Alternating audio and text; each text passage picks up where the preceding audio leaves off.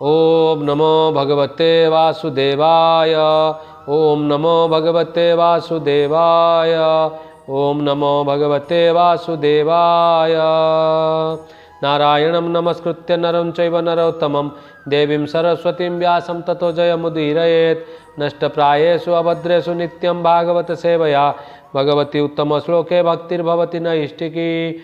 ओम अज्ञानतिमिरान्धस्य ज्ञानञ्जनशलाकया चक्षुन्मीलितं येन तस्मै श्रीगुरुवे नमः। नमो ओं विष्णुपादाय कृष्णपृष्ठाय भूतले श्रीमते भक्तिवेदांत स्वामिनीति नामिने। नमस्ते सारस्वते देवी गौरवाणी प्रचारिणे निर्विशेष शून्यवादी पाश्चात्य देशतारिणे। जय श्री कृष्ण चैतन्य प्रभु नित्यानंद श्री अद्वैत गदाधर श्रीवासादि गौरभक्तवृंद। हरे कृष्णा कृष्ण कृष्ण हरे हरे हरे राम राम राम हरे हरे।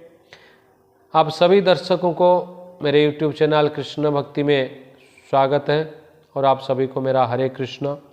आज हम भगवत गीता के प्रथम अध्याय के श्लोक नंबर 10 और 11 के बारे में श्रवण करेंगे। पिछले अध्याय में हमने आपको दुर्योधन की सेना के तरफ से कौन कौन से योद्धा, कौन कौन से रथी, कौन कौन से महारथी लड़ने के लिए उपस्थित हुए उसके बारे में बताए थे।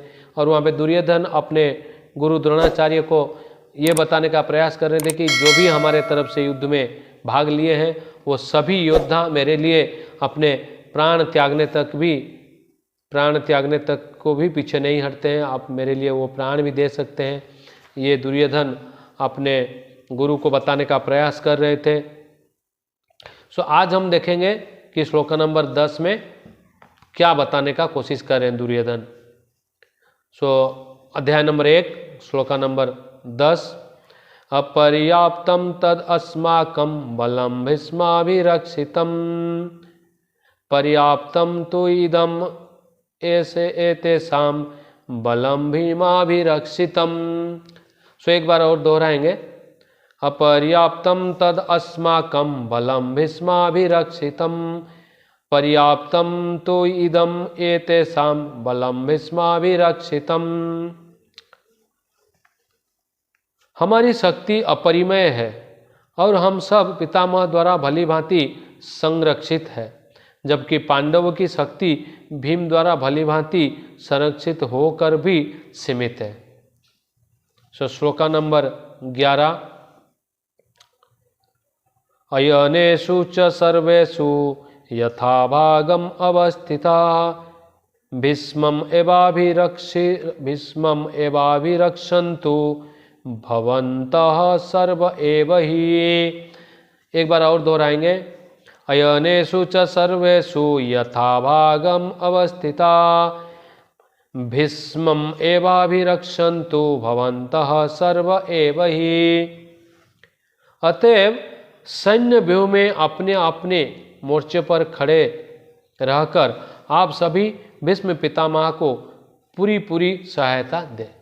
यहाँ पे दुर्योधन पितामह भीष्म की जो शक्ति के ऊपर उसको जो भरोसा है उसके बारे में बताने का कोशिश कर रहे हैं। क्या बता रहे हैं? हमारी शक्ति अपरिमेय है। जो हमारी शक्ति है वो अपरिमेय मीन्स बहुत ज़्यादा है।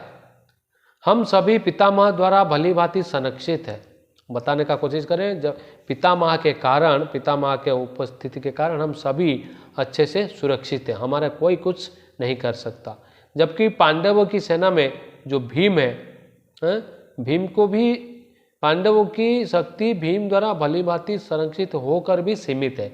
ये बताने का कोशिश कर रहे हैं पांडव की जो सेना है भीम की शक्ति द्वारा भली भांति सुरक्षित है मगर वो सीमित है, क्योंकि पितामह की जो शक्ति है, पितामह की शक्ति के आगे पांडवों की शक्ति कुछ भी नहीं है। ये समझाने का प्रयास कर रहे हैं। फिर क्या बोले? अतएव सैन्य व्यूह में अपने अपने मोर्चे पर खड़े रहकर आप सभी भीष्म पितामह को पूरी तरह से सहायता करें। क्योंकि दुर्योधन को ये पता था कि भीष्म पितामह की शक्ति के आगे पांडवों की शक्ति कुछ भी नहीं है। आप सभी अपने अपने मोर्चे में खड़े होकर भीष्म पितामह की सहायता करें। ये जो दुर्योधन की जो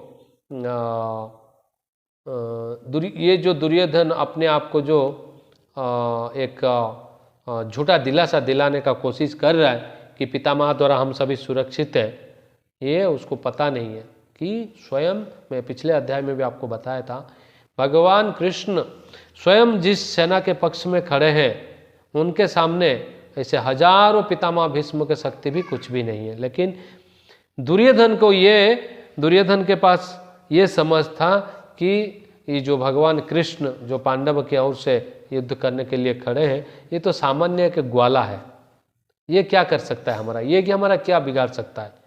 और वो भगवान को जब भी एक बार अर्जुन और दुर्योधन पितामह भीष्म के पास भगवान श्री कृष्ण के पास गए थे सहायता के लिए, तो उस समय दुर्योधन अपने आप को ज़्यादा चालाक होशियार समझ के वो कृष्ण से उनकी जो नारायणी सेना है वो मांग लिया था।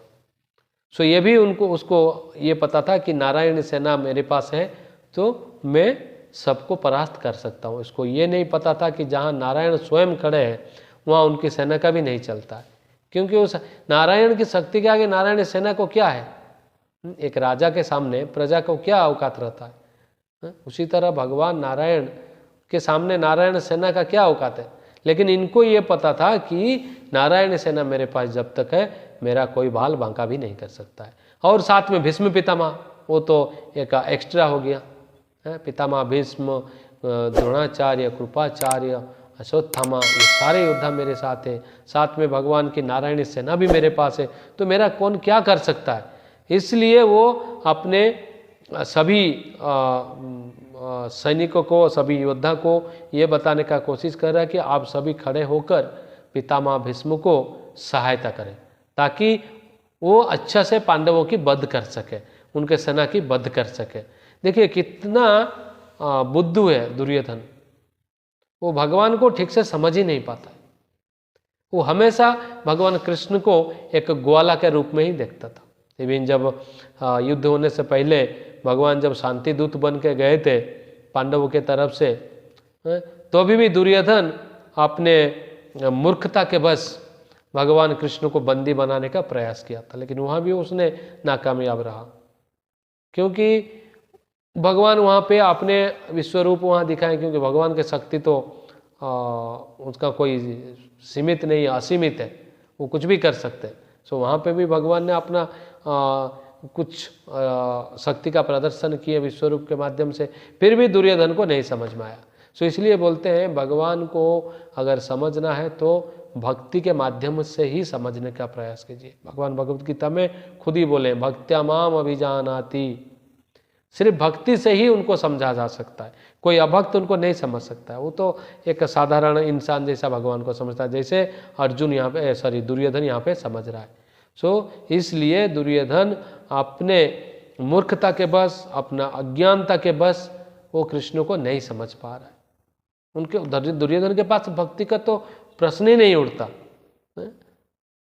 इसलिए वो क्या कह रहे हैं कि आप हमारे पास पितामह का जैसा योद्धा है और हम उनसे ही सुरक्षित है, और आप सभी मिलके पितामह भीष्म को सहायता करें ताकि वो इन पांडवों के तरफ से जो भी युद्ध करने के लिए आए हैं उनका सत्यानाश कर सके, उनको परास्त कर सके।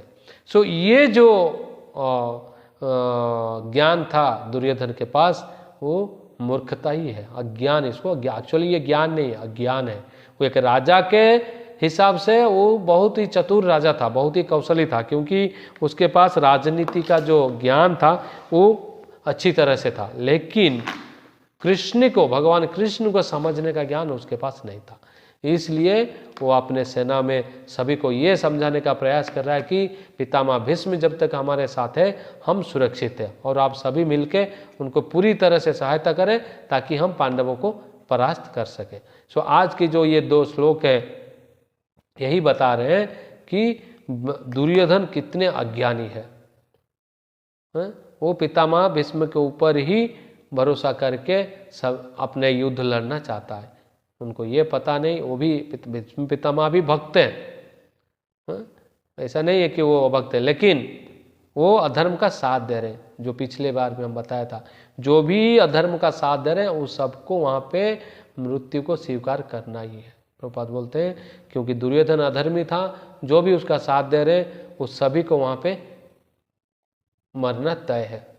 सो इसलिए दुर्योधन की जो मूर्खता यहाँ पे भली भांति समझने को आ रहा है कि वो क्या करना चाहता है, वो किसके ऊपर भरोसा कर रहा है, क्योंकि है तो अधर्मी। सो कहाँ वो उसके पास उतना बुद्धि कहाँ से आएगा। जो अधर्मी लोग रहते हैं, जो अज्ञानी रहते हैं, उनके पास बुद्धि भी भ्रष्ट हो जाता है। बुद्धि रहते हुए भी उनका बुद्धि उस समय काम नहीं करता जिस समय उनको अपने बुद्धि का इस्तेमाल करना चाहिए। सो यही है आज के श्लोकों की जो सारांश है कि पितामह भीष्म की उपस्थिति से दुर्योधन को अपने विजय पर संपूर्ण भरोसा है। और वो दूसरे पक्ष में वो क्या बोल रहे हैं, भीष्म को पांडवों की शक्ति जो भीम द्वारा भली भांति संरक्षित है, लेकिन वो सीमित है, क्योंकि वो समझते हैं भीष्म पितामह का शक्ति असीम है, उनके सामने ये भीम का भी शक्ति कुछ भी नहीं है, वो सीमित है, वो कुछ ही देर में हम उनको हरा देंगे और हमें विजय प्राप्त हो जाएगा। यही दुर्योधन अपने गुरु को समझाने का प्रयास कर रहे हैं। सो आज यही समाप्त करेंगे।